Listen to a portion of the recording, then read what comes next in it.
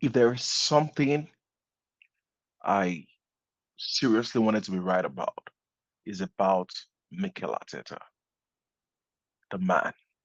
Mikel Arteta, the player. Mikel Arteta, especially the manager. It's been 20 years, 25 years of supporting my beloved club, Arsenal, a club that I relate to on every fiber of my being, a club that I have a deep love and understanding for, a club that gives me joy and gives me relatability. And not just me, we're talking about millions and millions of people across the globe. But this was a club that has lost its culture, its identity, it's lost its connection to the players, to the staff, to the management, to the upper echelons of management. Towards the later end of Arsene Wenger's reign, we're just a rubbish club, honestly. We're the original banter club, right? We're the club people poke fun at. We're the club the big teams that were serious about winning titles want to poach their players. We're the club that Manchester City originally used as a feeder club, right? Any player who is good at Arsenal, they paid the price for them. The Sagnas, the Gail Cliches, the Kolo Toures, Emmanuel Adebayo, Samir Nasri. We were the club that they used to build this dynasty. We were the building block for them. And we willingly give ourselves to them. So we'll take our players. We don't need it. Then Arsene Wenger left and we got Una Emery. He didn't understand the club. He couldn't do that job. It was an Herculean task.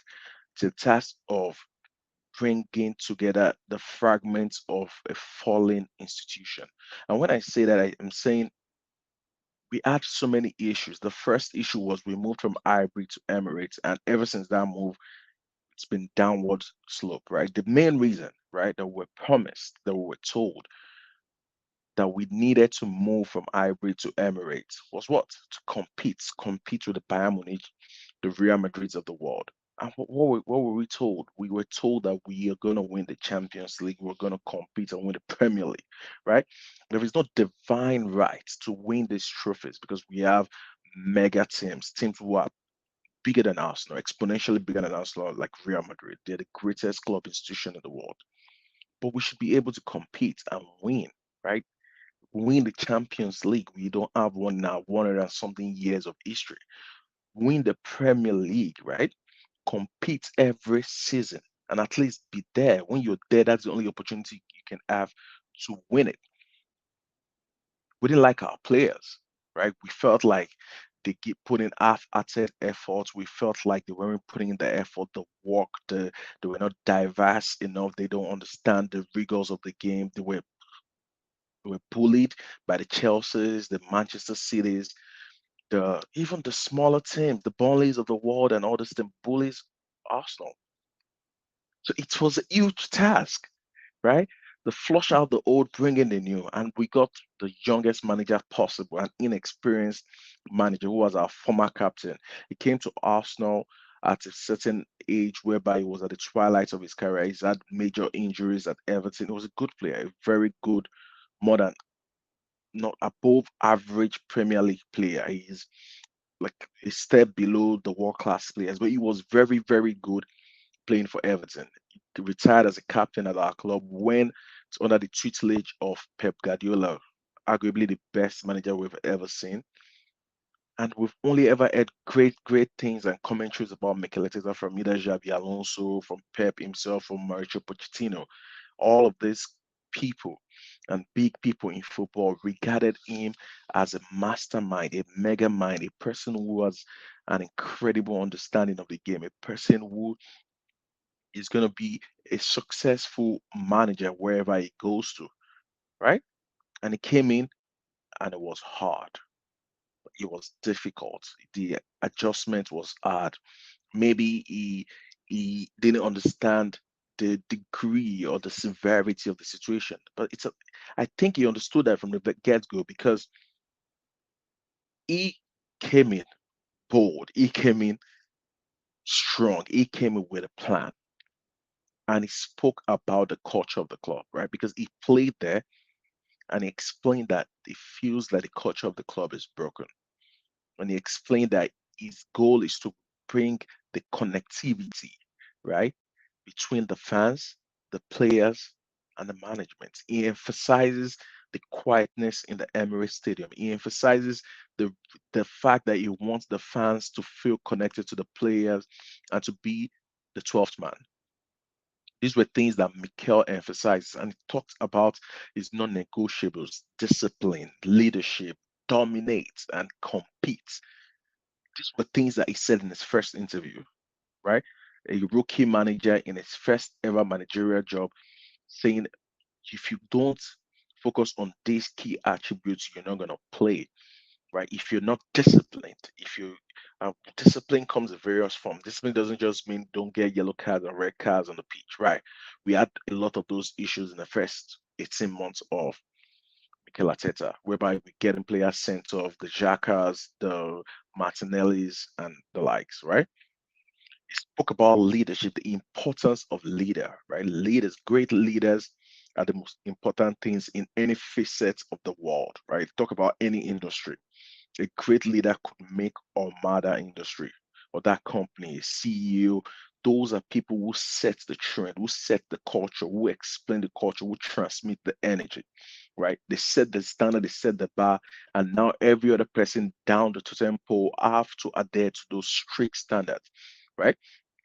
So Mikel asked for the highest standard possible, right? He chased out Aubameyang out of the club. Why? Because he didn't have the leadership quality that Mikel wanted, right? Doesn't necessarily mean you have to shout and scream, because we see who embodies what Mikel wants in Arsenal right now in Martin Odegaard. Nobody could say, oh, I told Martin Odegaard the captain, but he's a captain by leadership, right? Presses relentlessly. That guy runs 90 minutes. I've never seen a flair player in my entire life, right? Flair players are usually players who don't want to do the dog work. I've never seen a flair player who wants to run and press relentlessly, first minute to 90th minute, like Martin Odegaard, in my entire adult life of watching football. None. The closest thing I can remember is Oscar at Chelsea. He was a pressing monster, but Martin Odegaard is just something else. It's something when you think about flair play, you think about the Mesut Ozil, the Dennis Beckham, the Luka Modric. These players are nimble. They want to dribble, turn on the sixpence, create space, manipulate the ball, pass, want to. But that dog work, they're not interested. Not Martin Odegaard. Presses from the front, and if you're not pressing, it's directing the traffic. It's the trigger for the press. It tells you when to press, when to slow down, when to contain, when to run. So the leadership part of the non-negotiables of Mikel Arteta has been instilled. We have leaders on the pitch. We have Declan Rice. We had Granit Xhaka last season. What do? We went and bought Declan Rice to replace not just the footballing attributes of Granit Xhaka. No player is a mirror image, right? But the leadership attribute, the discipline, the ability to dominate physically, the ability to compete, incredible competitors. We had Ben White. Nobody believed in Ben White, right? Mikel went to Brighton and paid 50 million British pounds to Brighton to buy a player, sorry, that everybody's like scratching my head and say Benjamin White, really? Is it worth the money? He's played 100 games out of 107 possible Premier League games for Arsenal since they signed. What has that shown? Consistency, discipline, ability to stay injury free. The 50 million pounds chicken change now. He's had that consistency. Ben White doesn't drop below a six. Right? Even on his bad days, when he just has to do dog walk, he maintains that level of six, and he has his eyes. He's an incredible athlete. Right? Gabriel Magalhaes, the first signing under Mikel Arteta. What does that tell you? That guy is a dog. He's the kind of player that you want in trenches with you, the kind of player that you want to fight alongside you. Even when he was making the mistakes, the occasional mistake, the talent was obvious. And he was going through the process of being molded. It was being molded into a world-class centre back. We have now one of the best left-footed centre backs in the world. He is magnificent, magnificent in the air, in both boxes, defensively and offensively. He's a weapon. His passing range is absolutely underrated. It seems like everything is finally coming together for a manager that is on the cusp of being called world class. He's built a world class team, so he should be called a world class manager. But in football, it's a result oriented sport. He needs to win the grand prizes. He needs to win the Premier League title, one of the big ones. He needs to go ahead and win the Champions League against all odds. Then we can regard him as a juggernaut of the game, as somebody who is ready to dominate. This is Mikel's time.